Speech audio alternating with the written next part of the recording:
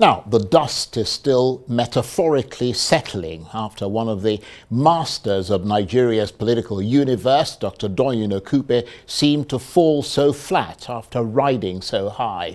At one stage in his long and fairly enviable career, Dr. Okupe, a medical doctor and politician, used to be the special assistant on media and publicity to President Olusegun Obasanjo. Subsequently, he became senior special assistant on public affairs to President Goodluck Jonathan, and more recently Dr. Okupe was the Director General of the Peter Obi Presidential Campaign Organization. But in a story that for weeks sucked up political oxygen in Nigeria and beyond, Dr. Okupe was found guilty of money laundering after receiving over $400,000 from an individual without following the correct procedure. Even as he, the Labour Party, of which he was a member at the time, and the Peter Obi presidential campaign, which he was leading at the time, put up a vigorous, prickly defence, the other parties and the media kept the pressure up remorselessly, citing extraordinary double standards and accusing Dr. Okupe of calling other politicians out for exactly the thing for which he'd been found guilty: money laundering and diversion of funds. As the bloodhounds drew closer and louder, Dr. Okupe was forced to resign as the head of Peter Obi's presidential campaign. And subsequently, he also resigned from the Labour Party, citing ideological differences. So, nearly 18 months later, beyond the immeasurable humiliation of it all, how much has all that blurred his political vision? And where has that turmoil left his political career? Is he still up for it, or is the baggage simply too much and he's been broken by it all? Well, tonight, speaking for the first time about all that and exclusively to Arise News, I'm delighted to say that I'm joined now from our studios in Lagos by the former Director General of the Peter Obi presidential campaign, Dr. Doyin Okupe, who used to be the Special Assistant on Media and Publicity to President Olusegun Obasanjo and was the Senior Special Assistant on Public Affairs to President Goodluck Jonathan. Dr. Okupe, thank you very much indeed for taking the time to talk to us. I understand you're also an evangelist now, so I'll add that to your considerable credits. Thank you very much indeed, and you're looking good. I mean, you look like you lost a bit of weight there. Yes, Charles, how are you? I'm very well indeed. That if I was going to speak, I did promise you that if I was going to speak to anybody, that I will speak to you first, and I think I've kept my promise. Well, I've lost. Yes, go on. Yes, I've lost a considerable amount of weight. It's not even a little bit. I've lost 30 kilograms. I came from 127 to 97 or 96 in actual fact. Well, I think a hand clap is in order there, given that I myself am trying to lose weight as well. Well, you don't pray that you go through what I went through to lose all that weight, because mine was not deliberate. It was due to sickness or illness. I've been down for more than 9 months. I've been, very, very, very, very ill. There were situations when I was almost totally, prostrate. I could not even help myself in anything. I couldn't get up on my own. I couldn't do anything on my own. But God has been exceedingly very kind and very grateful to me. It's unbelievable. This is the second time I am, by the grace of Almighty God, being healed of cancer. It's, 16 years ago, I had cancer of the prostate at the age of 56, and God healed me. This time around again, after a very, very, very serious battle, I've also conquered by the grace of Almighty God. And, I bear witness to my God, my Lord Jesus Christ, for his mercy over me and for sparing my life once again. According to the scriptures in Proverbs 23:18, it says that surely it shall come to an end, and that, the expectations of the righteous shall not be cut off. My travels medically has come to an end, and my expectation of a good life and good health, has been restored by the Almighty God. And I pray this evening that whosoever suffers from any infirmity at all and listens to me and believes in my Lord Jesus Christ and asks for healing will get it in the name of Jesus. Thank you, sir.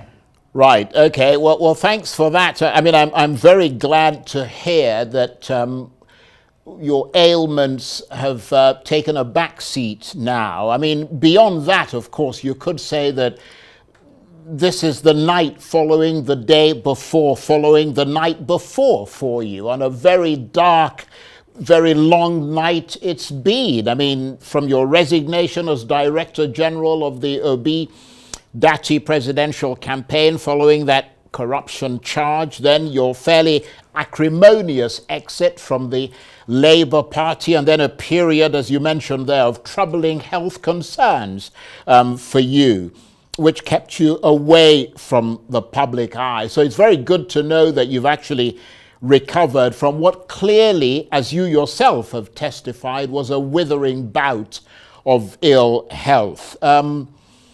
Having had that period of blighted health, you said you've come out on top now, you've lost weight, you seem in fairly good spirits.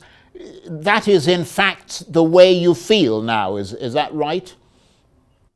My losing weight was actually a blessing in disguise. And I would like to share this with Nigerians. It's unbelievable. Prior to my illness, I was taking 5 different drugs every day for hypertension. I was taking 2, sometimes 3 drugs for diabetes. I had what they call sleep apnea, in which case when you're sleeping, you just stop breathing. And I was just a bundle of pathology. I had liver, fatty liver. But when I lost weight, my blood pressure drugs dropped to 1. I am no longer even taking any drugs for diabetes, and my blood sugar is normal. My sleep apnea disappeared. I've been sleeping with a machine called CPAP for the last 10 years. Today is like a furniture by my bedside. My fatty liver disappeared, had gone. So, really speaking, being overweight is the most dangerous killer disease, more than any infirmity in actual fact. And I want to really ask people, I'm not saying, I didn't lose weight by design. It was unfortunate, but thank God, God has a way of doing his things. I spent 200 and something thousand naira every month to buy drugs. Today, I don't even spend 30. I use only 1 or 2 drugs a day. So, we kill ourselves by having so much weight, and I will advise that if you do have weight, even losing as much as 10% will reset your body. And that is a message, that I would like to pass, for us all to take care of. Well, I think that's exceedingly good advice for anybody, because, we all know that to remain healthy means to remain within your weight limit or even under your weight limit. But having emerged through the flames, as it were, and you've overcome your illness, Dr. Okupe, what is your frame of mind today? Because, of course, your illness came on the heels of your court case and the conviction, and I imagine that would have been both physically and psychologically immensely debilitating for you, especially after that public storm that followed, which, of course, as we mentioned at the outset, forced you to resign as Director General of Peter Obi's campaign organization. So a hot period for you then. Charles, if you were not my friend, I will have ensured that you got a letter from my lawyers tomorrow morning by 8 a.m. Number 1, well, hopefully I was never not. forced out of I was never forced I was never forced to resign. I wasn't. The second day after the judgment, I called Mr. Peter Obi, and I said, Peter, regrettably, because of this event or what has happened, I must turn in my resignation. Although, and he was a little bit reluctant, but I sent in a letter to him all the same. But the thing is this: number one, I was never convicted of corruption. No, I was discharged of all 34. What do they call it now? Charges of corruption. I have a copy of the judgment.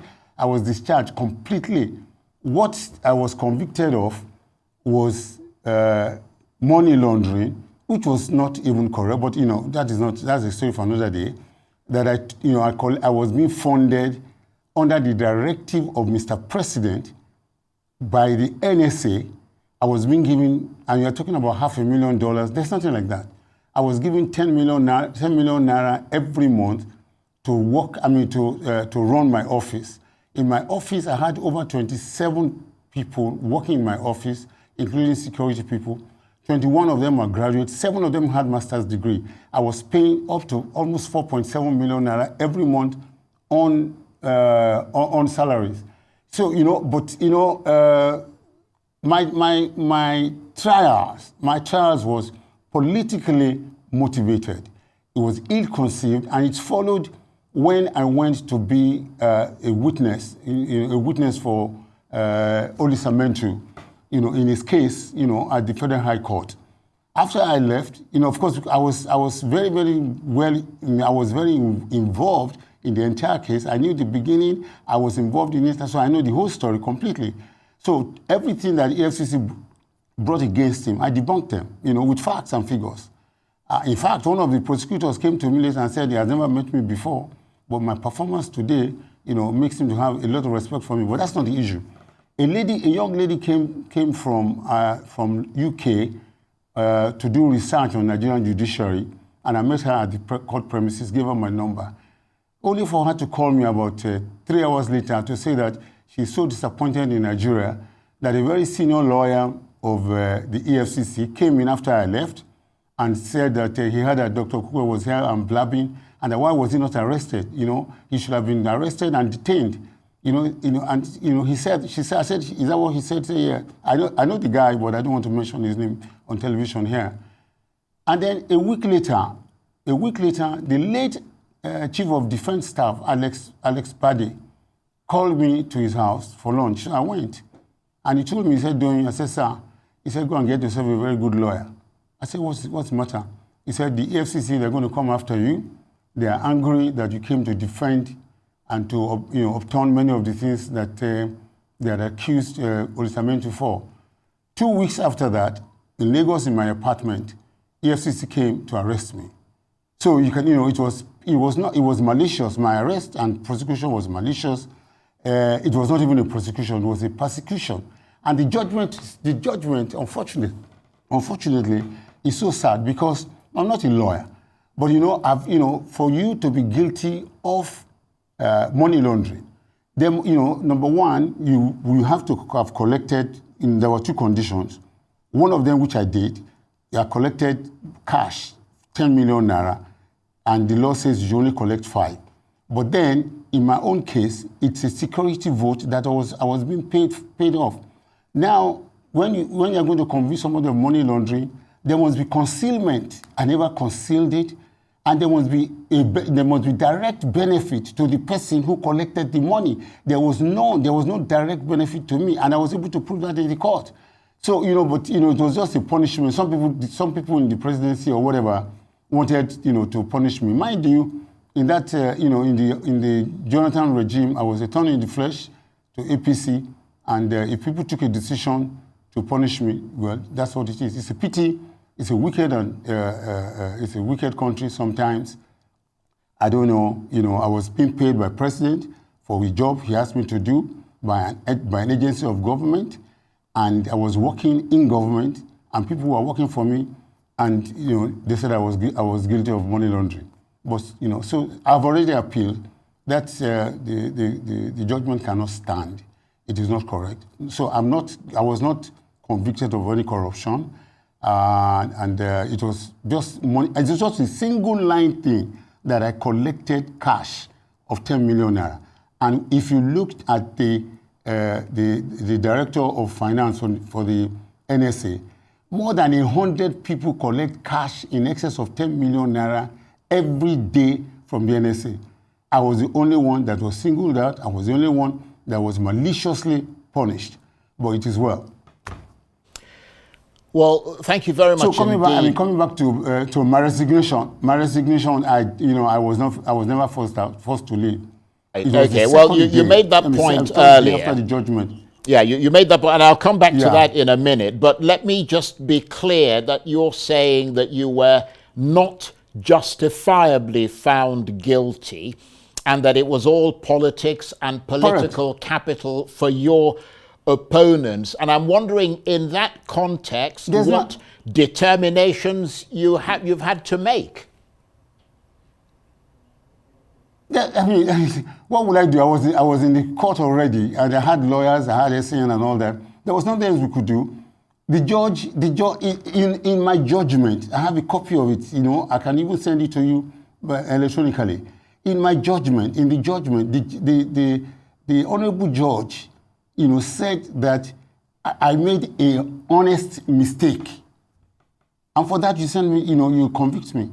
She wrote there in the judgment that I made an honest mistake. What kind of thing is that? For making an honest mistake, and it was not even a mistake, because the man who gave instruction that I should be giving money, 10 million every month, is Mr. President, and it was within his rights to do so. The man who gave me the money, the NSA, is alive and sitting in his house. I that took the money. You am being convicted. There's no court of law in Nigeria has proven that the NSA, the NSA is guilty of any offense. So how can I? And when they brought the director of finance, he was the star witness of the EFCC. He confirmed that I was never paid from an irregular account, and that it was from their budget that they paid me. That was their own star witness, totally, completely exonerated me. But the judge went ahead and still convicted me. But of course, the fact is that you eventually, whether you were forced or you made the decision voluntarily to resign, you resigned as the Director General of Peter Obi's presidential campaign. Yeah, so as not to put any encumbrances on the party. We I understand so that. High. And you thought that was the right thing to do. You thought that was the right thing to do. I didn't want any issue. Correct. Many people in the party, said, there was, since I had the right to appeal, that there was no need to resign. I said, no. We are coming with a new thing. We are coming with, promising Nigerians, something new. If I have this, on my neck, let me step aside. It was done by myself willingly and within 72 hours of the judgment. I did it by myself. But obviously a lot of people have said that the Peter Obi campaign would also have breathed a huge sigh of relief, because this was coming at a time when Mr. Obi was carefully trying to cultivate the image of a politician that is untainted by the kinds of things that you were charged with. You said it's not corruption, but a lot of people think that money laundering, diversion of funds is a form of corruption. It's not an issue. It's not an issue of what a lot of people think. It's an issue of law. Right. It's an issue of law. I have one of the highest charges in the country and ever, 59 charges. And all were repetitive. But over 34 of those charges had to do with corrupt accusation, allegation, and the judge totally dismissed them completely. Right. And only talked about money laundering. And I told you, she said you made, in her judgment, she wrote it down in her judgment, not verbally. She said you made an innocent mistake. So somebody who makes a mistake is not a corrupt person. I'm not corrupt. I've never taken money any money that doesn't belong to me in my life. I come from a very wealthy, rich family. We don't steal from the system. We protect the system. I have never done a federal government contract in my life. I only have 2 houses. I only have 2 houses in all this my living. One in Ilukwaju and one in my hometown. I have no house anywhere in the world. It is just so sad, but for God that has made me to be strong, it's something that, one should really psychologically break down. I'm a man of great honor and pedigree. I don't steal. In my family, we don't steal. We give people money. We don't steal money. I don't have reason to steal money. There's no basis. Right. And if I'm going to steal money in a government, 10 million naira a month. Right. I understand that. And I think a lot of people commend you for the action that you took, Dr. Okupe. It suggests that you agree that the Nigerian public deserves politicians who, like you, know that the rules apply to them and that they are not above the law. But of course, that meant your resignation from the Peter Obi presidential campaign. You could not, as a consequence, deliver Aso Rock to him, something you had vowed to do. And to be fair, your push on his behalf, it helped to electrify millions of Nigerians who subsequently voted for him. How crushing was it for you having to abandon the campaign ship halfway through the journey? How did it feel to be suddenly excluded from all that? It was painful. I must confess to you. It was painful. We were on, like I said, we were on a high. We were riding very, very high. And I was on top of my job. There's no argument. I've always executed everything given to me politically with a lot of sagacity and competence. That's my nature. That is who I am.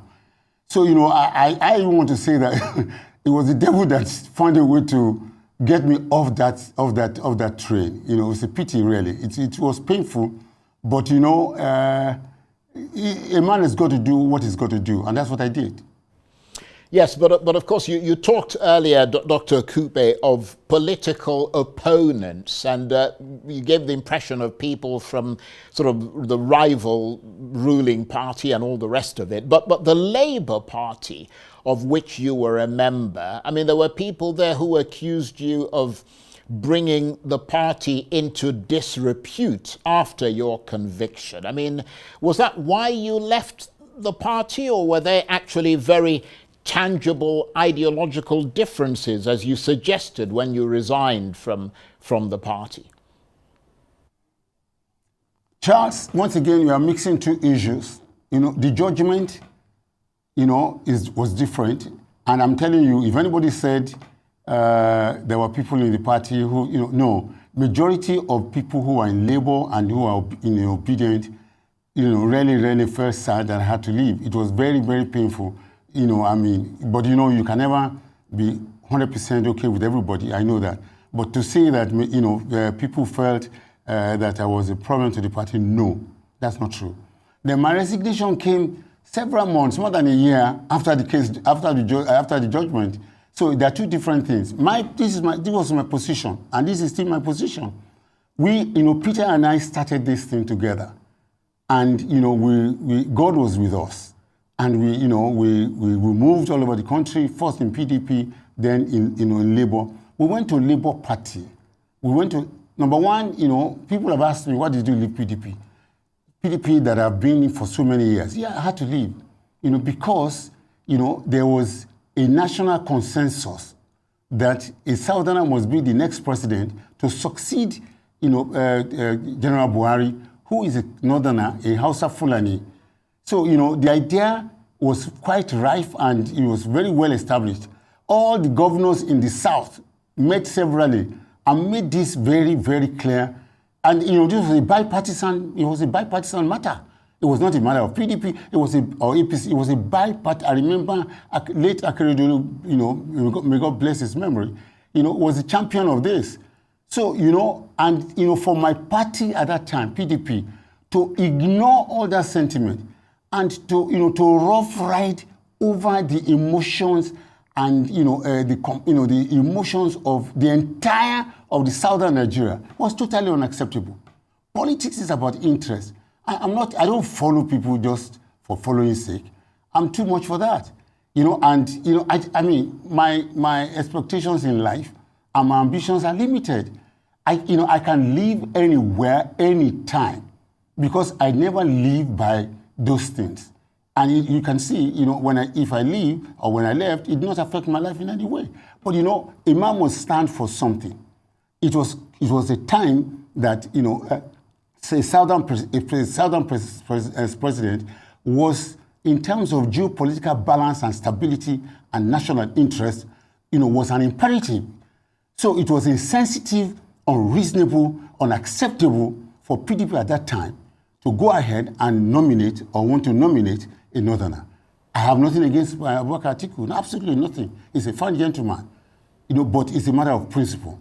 So, we then went, Obi and I then left and we were in search of a platform on which we can exercise our desire.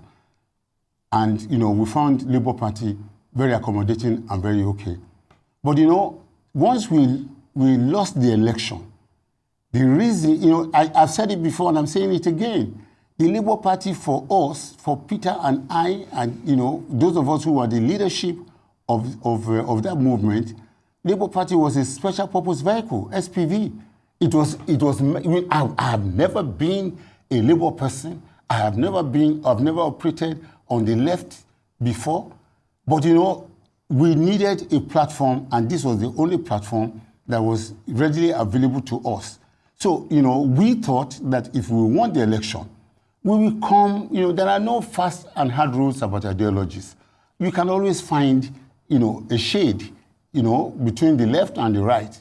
You can move to the center or slightly right of center, that kind of thing. So we were hoping and praying that if we won, we will find a way to come to some consensus or some agreement or some understanding with the Labour, with the Labour ideology. Peter Obi is not a Labour person. Peter Obi is not a leftist person. He's a trader, he's a businessman, just like me. So there's nothing in my pedigree of political activities, before and now, that will make me to stay in a party that, the anthem is ipso facto and all that. I'm not. It is good, but that is not me. I am a liberal Democrat. I believe in a liberal democracy. I believe in a free enterprise. I've always been an employer of labor. I'm not a social worker. So, as far as I was concerned, my membership of Labour expired the moment we lost that election. That was clear. That is the truth. So you then left the Labour Party, and you said that you and Peter Obi obviously share the same ideology, but Peter Obi has stayed with the Labour Party. I want to come back and talk a little bit more about that, but we're very grateful to you, Dr. Okupe, for staying with us. You're watching Arise Prime Time. Plenty more still ahead as we continue our exclusive chat with the former Director General of the Peter Obi presidential campaign, Dr. Doyin Okupe, who used to be the Special Assistant on Media and Publicity to President Obasanjo and was the Senior Special Assistant on Public Affairs to President Goodluck Jonathan. Stay with us.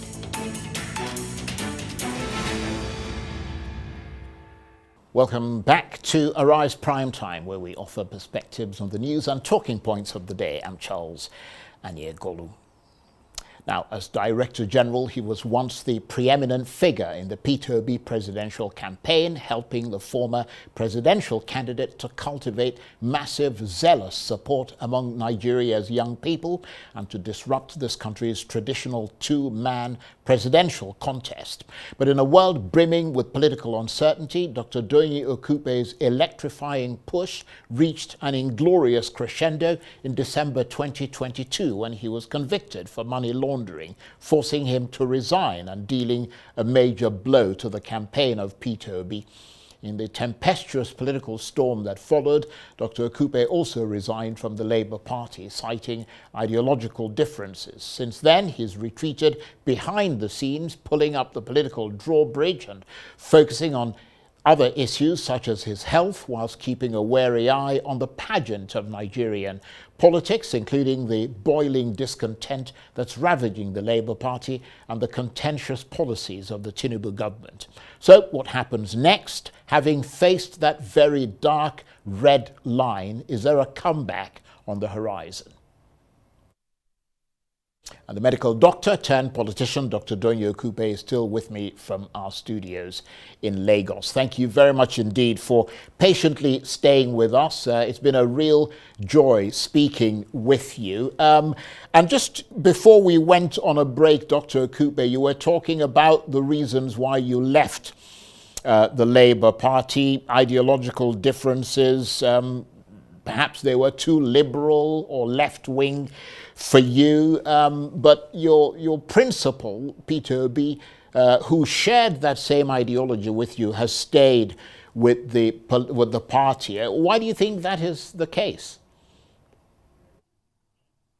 Well, Peter was the candidate, and he contested and lost. And, it's natural that you want to give it a shot again. So I'm sure he will not, having left the PDP, it is common sense that he will not like to leave the Labour Party, no matter the incongruity in political ideology, is. Like I said before, we had hoped that we could find a way to malleably, control the ideological trend or stand of Labour Party if we had won. I'm sure that is still behind Peter's mind. And obviously, from what I see him going around all over the place, it's obvious that he's still interested in running. And if he's still interested in running, he will need a platform on which to run. And he already has a veritable one. So that's why he's lingering up in Labour Party. I am not a candidate. During the pre-election thing, I even wanted to contest for presidency myself. But then, an elder statesman spoke with me, Pa Onobanjo, who said, what are you doing? I said, I was in PDP then. I said, I'm in PDP, and I don't want people in the PDP to say that just because there are no Southerners at that time, contesting election, then automatically the thing should go to the North. He said, but in your heart of hearts, which region of the country do you think the presidency should come from? So I told him, sir, if we're going to be honest and fair, it must come from the East. He said, so why don't you and I, work together and let's support the East? So I agreed with him because that was what was just, that was what was fair. Even at that time, the issue of Peter Obi has not come. But when I sat back and I said I was going to support a candidate from the East, when I looked at the array of those who were contesting, Peter Obi came tops above all of them. So I was the one who phoned Peter Obi. Peter Obi did not come to ask me to support him. I called him. He was in, I think it was either in Morocco or Egypt. And I said, I'm supporting you. I held a press conference in Abeokuta, and even without him, it was when he came back, he called me and said, Egbon, you've done all this. He said, please let us meet. So we met and had a dinner in an hotel in Victoria, in Ikoyi, and that was how we started the journey. So, he can stay on, but my role has ended. I wanted to see a Southerner as a president. And I felt that the right zone from which the president must come, if we were to do it properly and fairly, must be from the Southeast. But today, a Southerner is the president. He's not from the Southeast, but that is God's will. So, the logistics and the everything has changed. The ground has changed.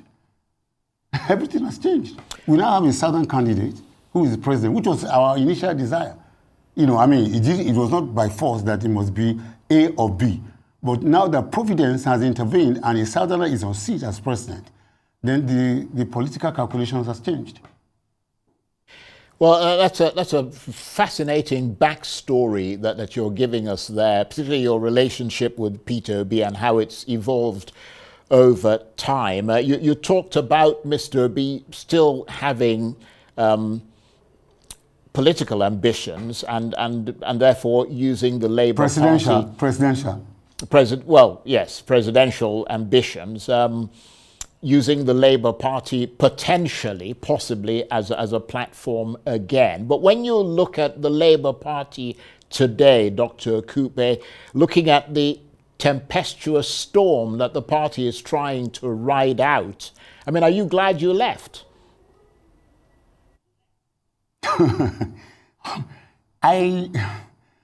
This is national television. You know, I knew from the composition of the Labour, from its leadership, and from their antecedents, you know, that, you know, it's like when you promote, like a football FA Cup.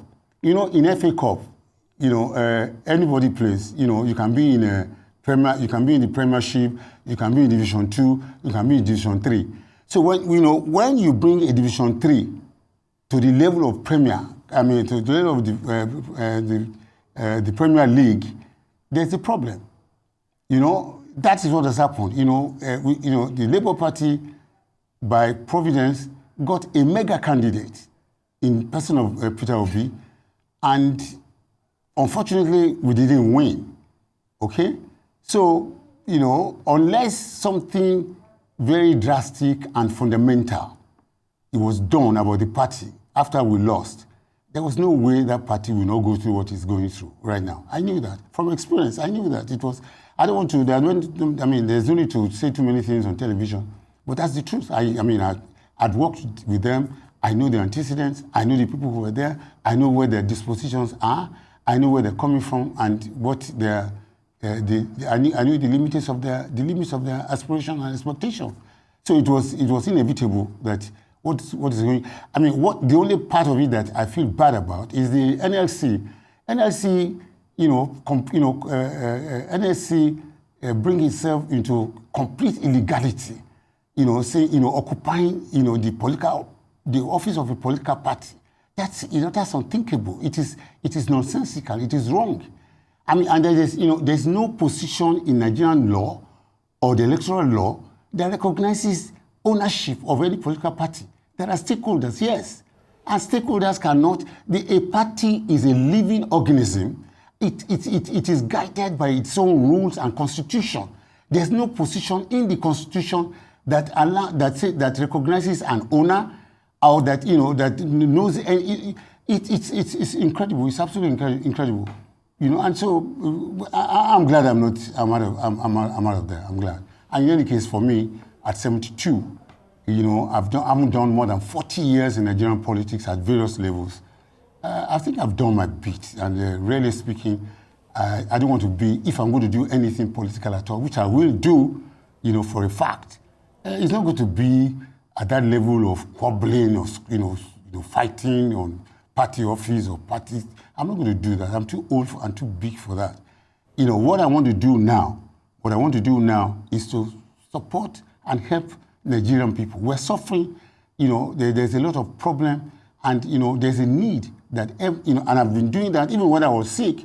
If you are not, I mean, Charles, you are not in Nigeria, but while I was sick, I had been active on Twitter, saying what I think, this government must do, my own suggestions. My point is that, once you go to an election and a winner has emerged, then, until the next election, we've got to find, a new ground. The campaign has stopped. Governance is what is it. And this government, I think they're trying. Yoruba people have one proverb. They said "Omi pojo kalo." That is, the water is too much in excess of the maize, so it's difficult to eat it. But what Bola Tinubu has done, confronting what no administration in the last few years have been able to do or tried, it was potentially politically dangerous. You've got to be, you have to be a little bit crazy to do it, because the consequences were inevitable. But the action needed to be taken. But the question is, like they said in the Bible, that in heaven, they said, who will go for us? You know, who will bail the cat? And this gentleman has come out and has bailed the cat. And of course, you know, you can see that they were not very well prepared for the policy that was initiated. Well, that is neither here nor there, because I know that if the president had not announced that he was withdrawing fuel subsidy on that podium when he was sworn in, he would never have been able to do it. Labor people, civil society organizations, intellectuals, traditional rulers, everybody will be shouting, no, no, no, don't do it. So, but once he made that announcement, you know, that was it. You know, he as president, he could not go back on it. And I think we will go through this. We will go through, it is painful. It's extremely very painful. What has happened to the country is unprecedented. But at one point in our political life, we have to go through this. But, you know, government still has to make a lot of effort, especially to consider the poor. You know, the poor and the needy. I mean, half of people who are on the lower cadre, you know, cannot afford transportation. In the hospital which I got treatment, Marcel Ruth, in the Victoria Island, half of the nurses sleep over in the hospital. And when I asked them, why are you not going home? They said, you cannot afford to go home. You know, how much are we earning? And this is a hospital that pays very highly. But, you know, if they went home and came back on a daily basis, their salary was not enough to pay for the transportation. Well, so this is where, you've sort of preempted a number of questions I was going to ask you. One of them, of course, being whether you feel that the Tinubu government is on the right track, whether we should be panicking. You've kind of answered that question. You've also told us in a few words that you are planning a political comeback, so we'll be watching and waiting to see what form that comeback will take. But I want to thank you very much indeed, Dr. Doyin Okupe, for spending the last hour with us here on Arise Prime Time and sharing some very important insights into your own political history with us, and also giving us a sense of your impression of where things are going in Nigeria at the moment. Thank you very much indeed. Dr. Doyin Okupe was the former Director General of the Peter Obi campaign organization, and he was talking to me there from our studios in Lagos.